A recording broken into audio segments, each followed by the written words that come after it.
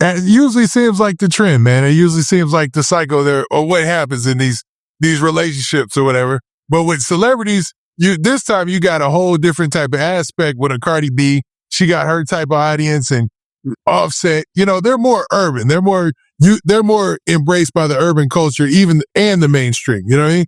So it's a big spectacle. Well, doubt. Now, okay, Kiddo, I wanted to ask you about some other things, man.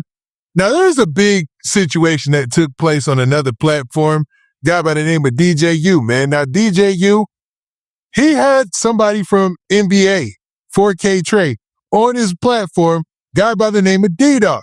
And D-Dog kind of seemed to go off. They made up later. It seemed like it was a good situation. But it begs this question. When it comes to NBA YoungBoy and it comes to this whole Chicago situation, what's the real deal, your opinion? It ain't no NBA count versus Chicago. It ain't no something gonna happen when they come to Chicago. You gotta understand, a lot of the internet, they just say whatever and anything, gang. They say whatever and Now, it's been well documented, the whole situation between Lil Durk's OTF and NBA YoungBoy and 4K Trey or whatnot. But, these people are geographically separated. It would seem more of a rap thing, but you had NBA YoungBoy on his mixtape Colors. He dropped some disses or whatever, and it looked like it was going to be an on wax, maybe in the street type of thing, but you had somebody lose their life. So it made it a little bit more serious when King Von lost his life, right? During the time that you were out, before when you were out, you were blowing up as a drill rap artist. We talked in our last interview, and it seemed like NBA YoungBoy's camp had reached out to you. So where does the status of that now?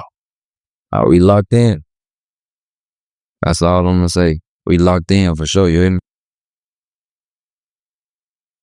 Okay, so that changes everything. So that lets people know that, hey, man, this isn't a whole Chicago situation against NBA YoungBoy, because first off, his number 2 or 3 top cities that listen to him is Chicago. So, and you're saying when it comes to you and your camp, you locked in with NBA YoungBoy. We locked in. That's wild. Now, is there any part of that you can explain or elaborate on, like as far as how you got locked in and how you guys are talking? No, just know we locked in. You with me? Yep. You can't get a word. You can't get a word too much. So for the general public, when it comes to this whole narrative that he can't do a show in Chicago and all that, you're saying that's not true. He doing that show. He doing that show. And ain't nobody gonna do nothing about it. How could you stop a multi-millionaire? Just think about it, gang. This man richer than a whole motherfucking Chicago, Illinois itself. What the fuck, gang? Think about it. I'm tweaking. Yep. I mean, it makes sense to most people, you know what I'm saying? But the way that these narratives get built on social media, it has people thinking, you know what I'm saying? Thinking about what? That motherfucker finna be sold the fuck up, man. Sold up. When they be having big events like that, like, it's sold up, gang. Look at Kendrick Lamar. You see how he left? He came in and left in Toronto.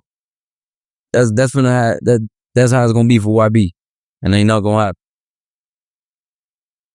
This ain't stupid. If you wanna go to jail for you don't got nothing to do with, oh, go ahead. All they just gonna be saying, you a crash out just like me. You a goofy just like me. They gonna be saying we best friends. Go ahead. That's all they gonna say. So go ahead, do what you gotta do. Yeah, that would not be wise, because just like, and you made a great example there, when Kendrick Lamar went to Toronto, easy in, easy out, security, and the security for an arena is like, they got the dudes with the big it's crazy. You know what I'm saying? So it's like not even possible. All you're going to do is just end up getting arrested before you even get to the stadium or get close. Because they got cameras on every corner watching everything. It would be, like you said, a crash out mission, you're saying, right? Yeah. And it's cool. Come collect the money. Rock this bitch. Collect this money. It's over with. Go to my next destination. It's that simple, man.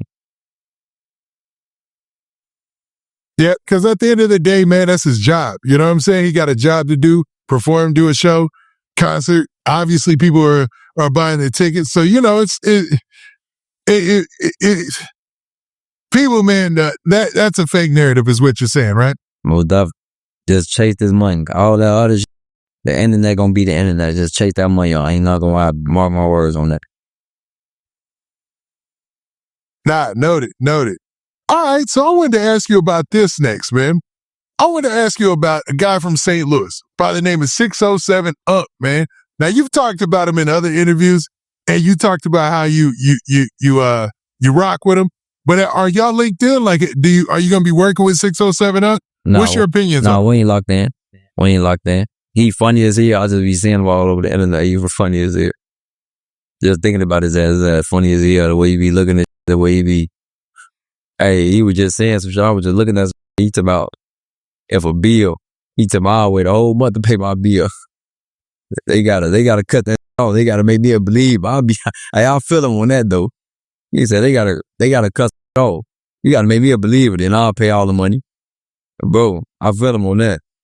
He was funny as hell saying that shit. All right, so recently, man, there was something else that you had said, Kiddo, where you talked about Memo600 and 600 Breezy, man. And, you know, it got a lot of people talking as well. So you kind of diss Memo600, and you said that he had some tendencies, some feminine tendencies. Where did that come from? And obviously, you know, the obvious is the obvious. So we're not going to get into all that. But like, why particularly are you going at Memo600? No reason. If he trolling, I'll just speak the facts.